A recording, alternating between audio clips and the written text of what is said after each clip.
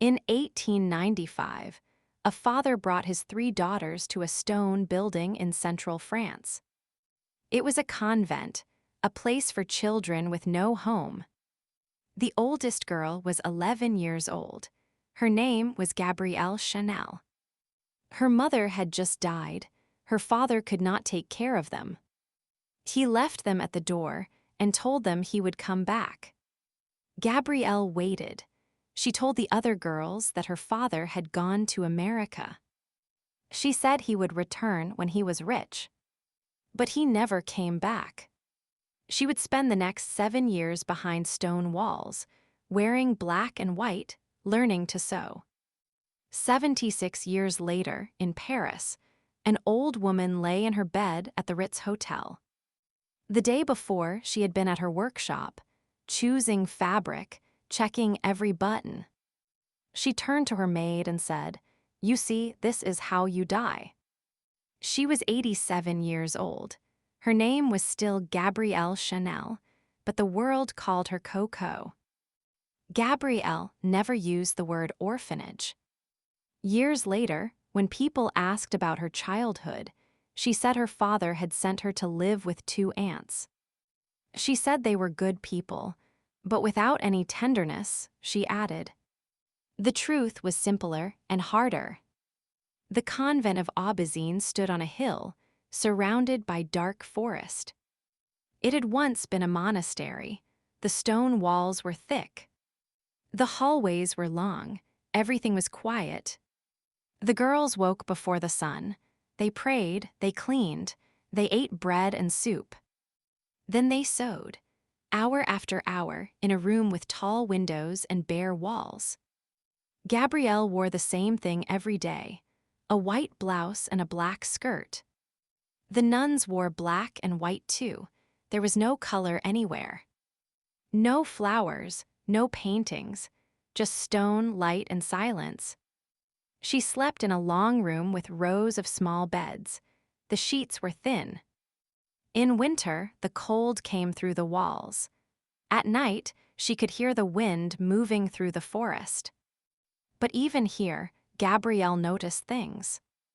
She noticed the shapes in the stained glass windows, circles that locked into each other. She noticed the stars on the mosaic floor. Each one had 5 points. The number 5 seemed to appear everywhere in the old building. She would remember that number for the rest of her life. Nobody at the convent talked about their parents. Nobody cried in front of the others. Gabrielle kept her sadness to herself and put it somewhere deep. She kept watching the road, waiting for her father to appear. He never did. "I was not loved in their house," she said later. She used the word house, never orphanage. During school holidays, she visited relatives in a small town. Her Aunt Adrienne was only 1 year older than Gabrielle.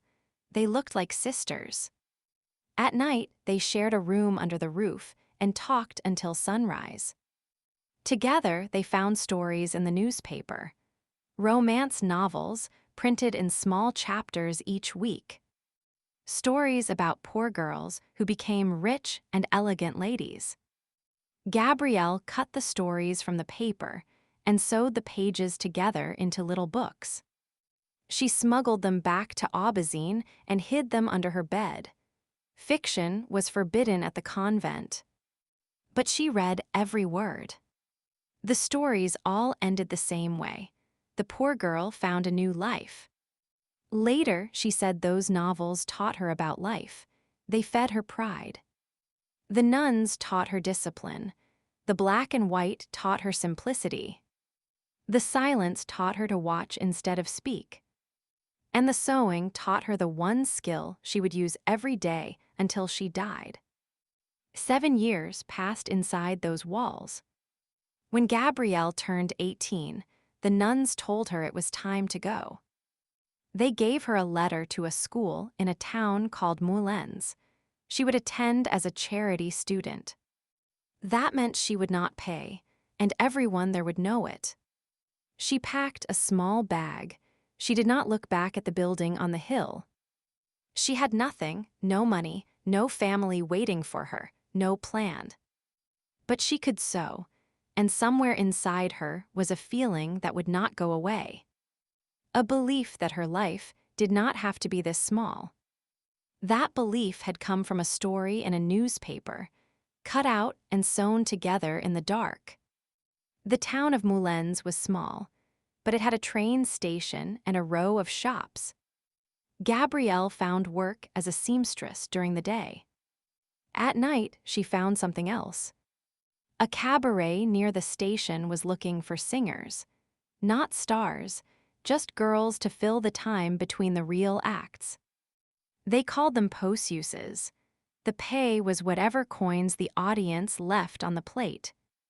The cabaret was noisy. Smoke and laughter filled the room. Gabrielle stepped on stage. She was not a great singer, but she had something. A sharpness, a confidence that did not match her small frame or her empty pockets. The soldiers in the crowd noticed.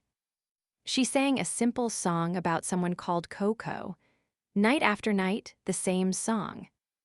The soldiers started calling her Coco. The name stuck. She liked it. It was short and sharp. It belonged to no one else. Later, she said her father had given her the nickname. Like many things she said about her past, it was not true. At 23, she met a man named Etienne Balsan. He was a former army officer and a textile heir. He was rich and bored. He invited her to live at his estate near Paris, a place called Royalou, surrounded by forest and horse trails. She accepted. It was the first time she had lived in a beautiful house. The rooms were large, the food was rich, the guests were elegant. For 3 years she lived in Balsan's world. Parties, diamonds, long afternoons watching horses run through the trees. It was a life of comfort, but it was not her life. It belonged to Balsan. She grew restless. She did not want to be someone's mistress. She did not want to be kept. Years later, she said that her life had not pleased her, so she created her own. She started making hats. At first, it was just something to do with her hands. She used simple materials and clean shapes. No feathers, no heavy decorations. Just the shape of the head and the line of the brim. The wealthy women who visited Royalou noticed. They were used to big, complicated hats.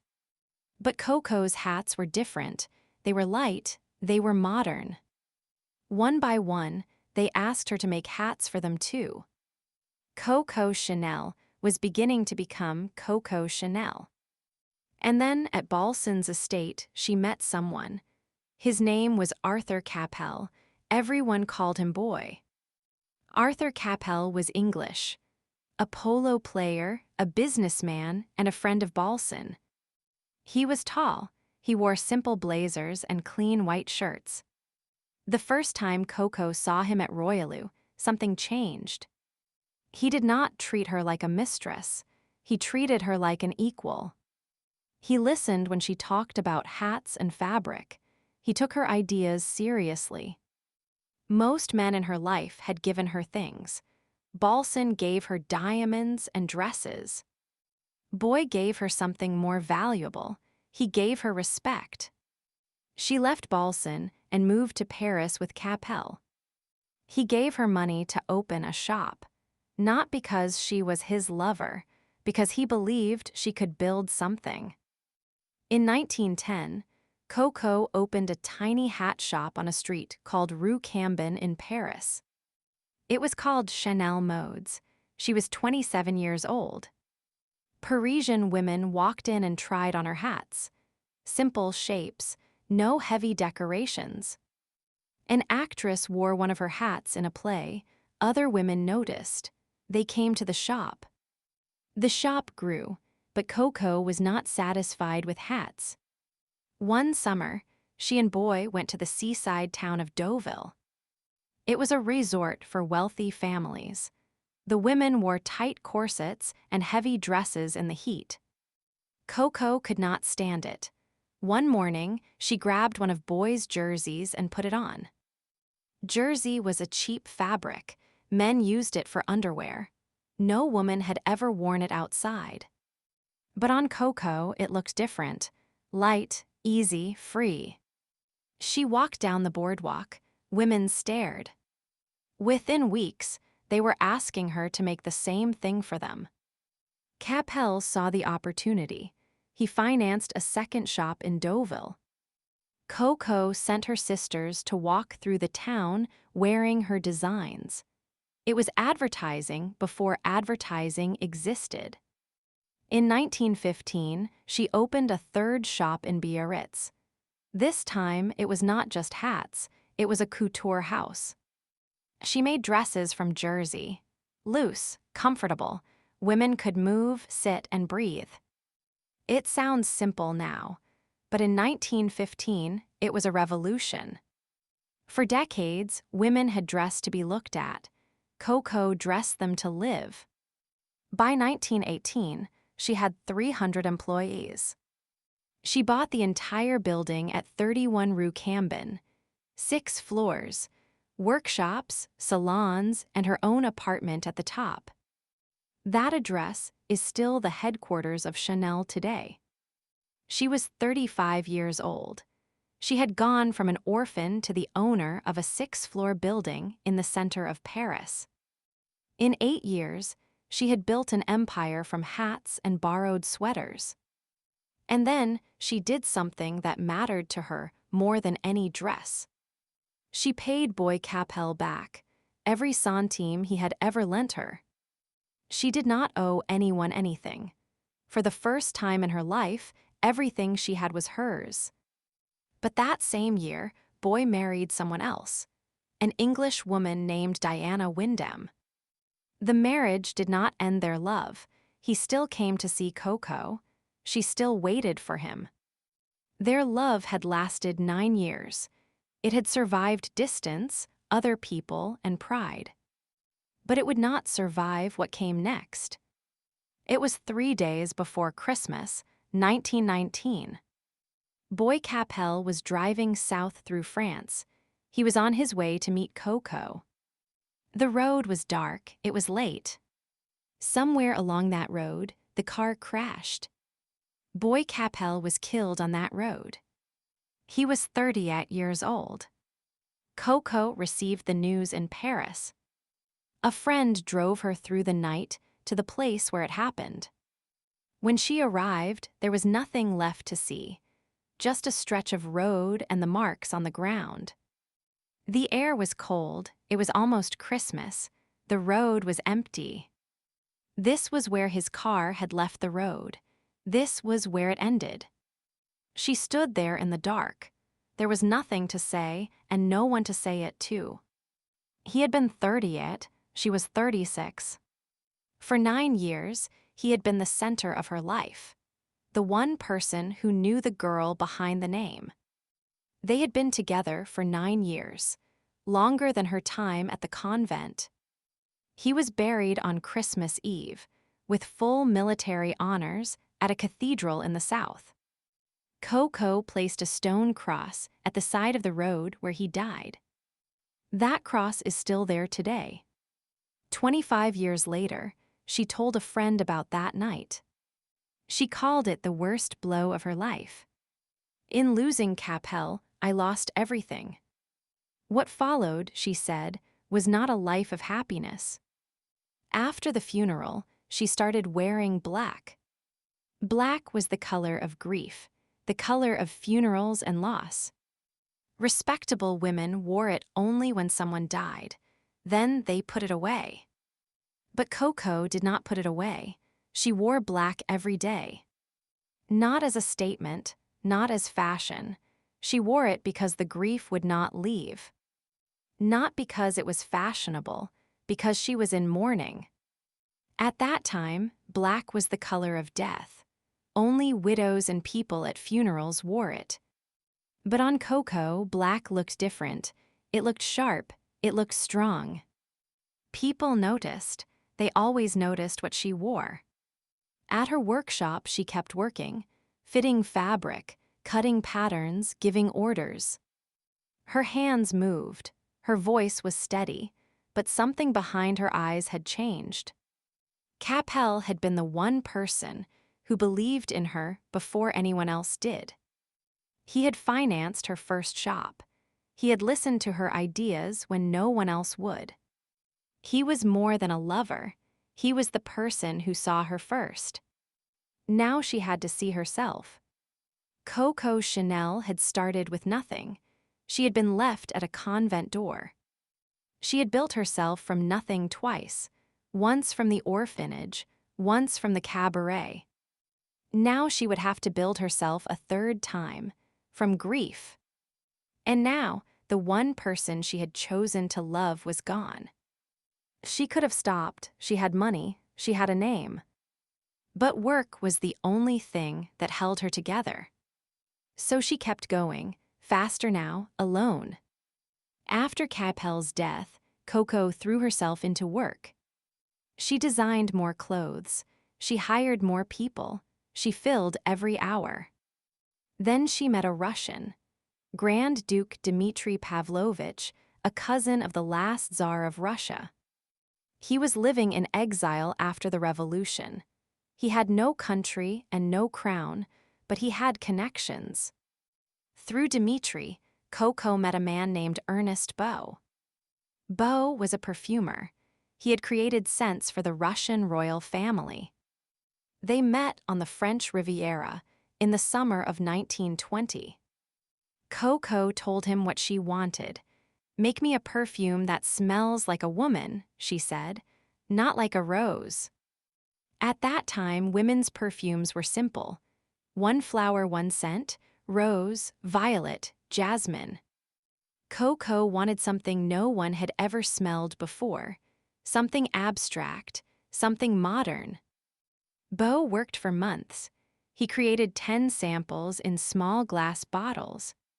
They were numbered 1 through 5 and 20 through 24. He set them on a table and asked her to choose.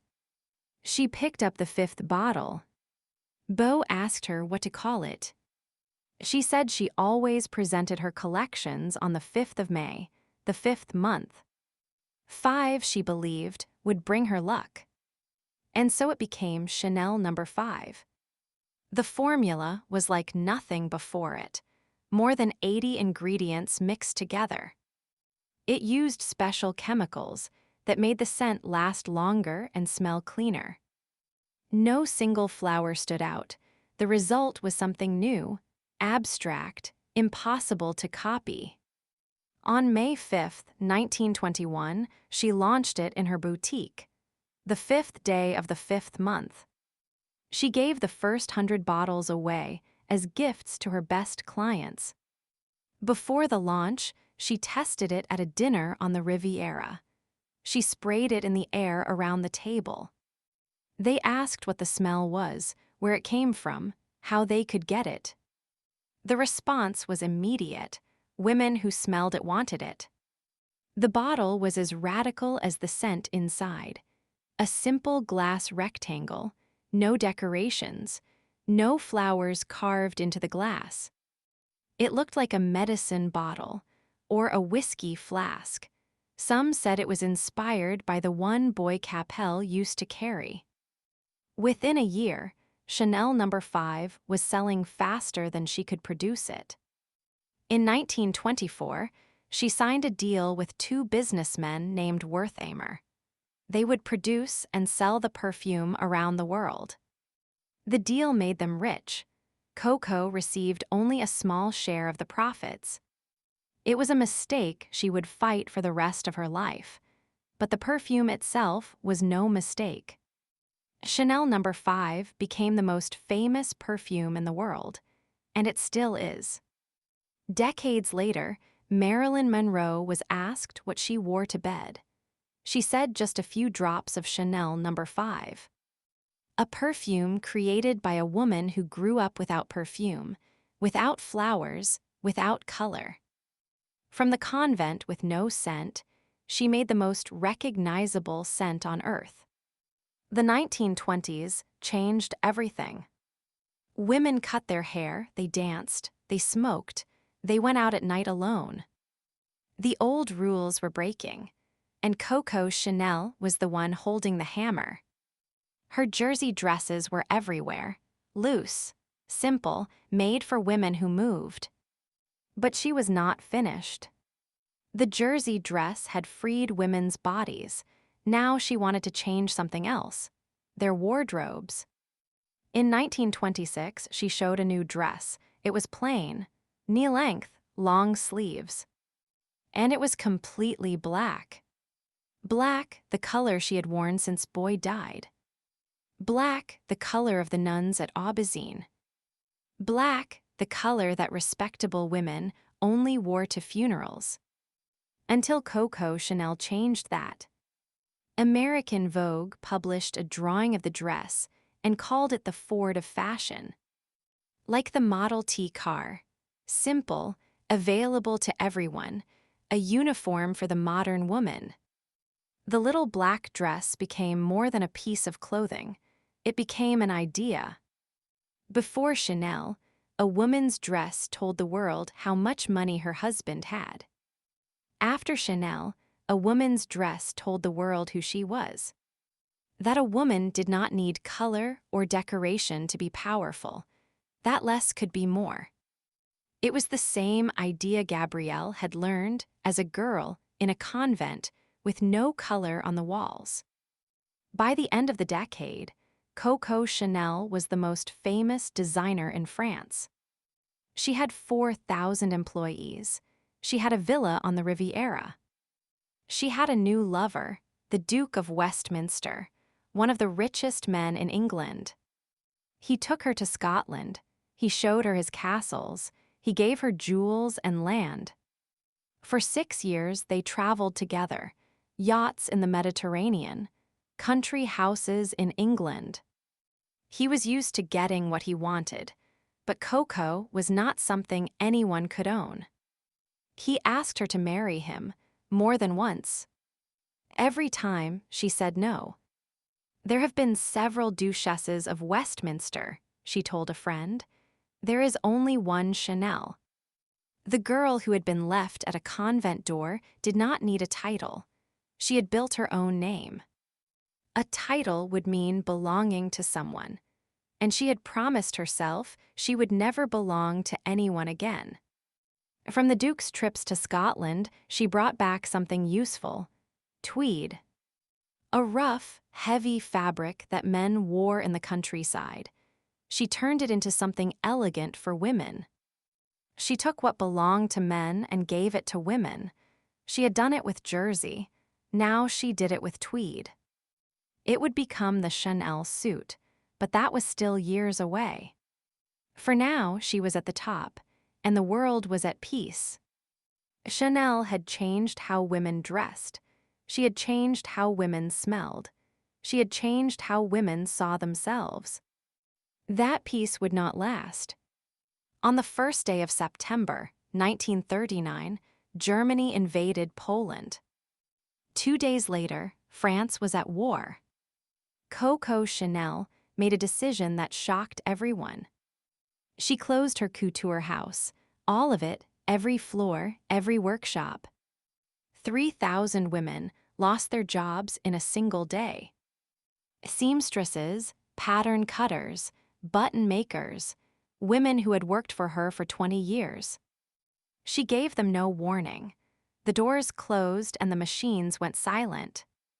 Bolts of fabric sat on the shelves, half-cut, pins still stuck in the dress forms. Some of those women never worked in fashion again. She kept only the Perfume shop on the ground floor open. When people asked why, she said it was not a time for fashion. The German army reached Paris in June 1940. They set up their headquarters at the Hotel Ritz, the most expensive hotel in the city. Coco Chanel moved into a suite on the second floor, the same hotel, the same hallways as the German officers. Her perfume shop on Rue Cambon stayed open. German soldiers bought bottles of number 5 to send home. The perfume that a woman had created to smell like freedom was now a souvenir for an occupying army. Then she began a relationship with a German man. His name was Hans von Dinklage. He was a diplomat. He was also connected to German intelligence. The details of those years are dark and disputed. Later, documents showed that she had worked directly with German intelligence. One plan, called Operation Model Hut, asked her to carry a secret peace offer to Winston Churchill. Whether she believed in the cause or simply wanted to survive, no one can say for certain. But the facts remain. She chose to work with the people who had taken her country. She tried to use the occupation to take back her perfume business from the Wertheimer family. They were Jewish and had fled to America. She used a Nazi law that seized Jewish-owned businesses. The attempt failed. The Wertheimers had already protected their company. It was the ugliest chapter of her life, not because she lost, because she tried. When Paris was liberated in 1944, thousands of women who had relationships with German soldiers were punished publicly. Their heads were shaved in the streets. Crowds watched and jeered. Coco watched this from behind the windows of the Ritz. She knew what was coming for her. Coco was arrested and questioned, but she was not charged. Some say her old friend Winston Churchill helped her avoid being charged. No one knows for certain. She was free, but in the eyes of France, she was not forgiven. The press that had once celebrated her now called her a collaborator. The name Chanel, which had meant freedom, now carried a different weight. She had built the name from nothing. Now it was stained. At 61 years old, she had everything and nothing at the same time. The couture house was dark, the workshops were empty, the scissors lay still. The name on the door meant nothing now. She had freed women from corsets, but she had spent the war in a luxury hotel beside the officers who occupied her country. After the war, she left France. In 1945, Coco Chanel moved to Switzerland with Dinklage. They settled in Lausanne, a quiet city by the lake. She was 62 years old. She woke late, she took walks by the lake, she read newspapers from Paris. The newspapers were full of new names, new designers, a new world that did not include her. No workshop, no clients, no fabric under her hands. Years passed, Dinklage faded from her life. In Paris, a new designer was changing everything. His name was Christian Dior. In 1947, he showed a collection that the press called the New Look. It was everything Coco hated: tight waists, layers of fabric, stiff skirts that made it hard to walk. Women looked beautiful in the New Look. They also looked trapped. Coco looked at the photographs and felt something rise inside her. Not sadness, anger. These designers were making costumes, not clothes. They had forgotten what women actually needed. A woman needed to reach for things, to sit down without thinking, to walk fast when she was late. Coco knew this because she had been that woman. She had worked every day of her life. She had never worn a dress she could not move in, and she never would. Coco had spent 30 years freeing women from exactly this, and now a man had put them back. She watched from Lausanne and said nothing. 5 years went by, then 6, then 7. She was 70 years old. The world had moved on. Her name was becoming history. Young women in Paris had never heard of her. They wore Dior. The name Chanel was something their mothers remembered. Someone asked her why she did not go back to Paris. Because I was dying of boredom, she said. That was her answer, not revenge, not ambition, boredom. She needed money to reopen, and the only person who could help was the man she had fought for decades. Pierre Wertheimer, the same man whose perfume business she had tried to take during the war. She called him, he said yes. It is hard to say why. Maybe he understood that Chanel was bigger than the woman who wore the name. The deal gave the Wertheimer family full ownership of the company, but Coco kept complete control over every design. In 1953, at 71 years old, she packed her bags and went back to Paris. 15 years of silence were about to end. She came back to 31 Rue Cambon, the same building she had bought 35 years earlier, the same staircase, the same mirrors on the walls. For almost a year, she worked in secret, cutting, fitting, starting over. She touched every piece of fabric herself. She checked every seam. Sometimes she got down on the floor to make sure the hem was perfect. She was 71 years old. On February 5, 1954, the doors of the salon opened.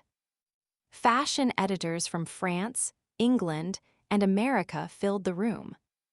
Journalists, designers, photographers, everyone wanted to see what would happen.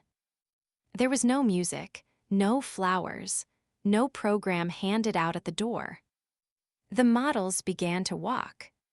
The clothes were simple: soft jackets without shoulder pads, straight skirts, comfortable fabrics. They looked nothing like what Paris was wearing. No tight waists, no heavy layers. The audience watched in silence. When it was over, the French press had made up their mind. The reviews were brutal and immediate. They attacked her age. They said she had learned nothing in 15 years. The London Daily Mail ran a headline that called it a fiasco. Coco sat on the mirrored staircase of her salon and said nothing. She had expected applause. She got silence and rejection. But across the ocean, something different was happening. American buyers looked at her clothes and saw what the French press had missed.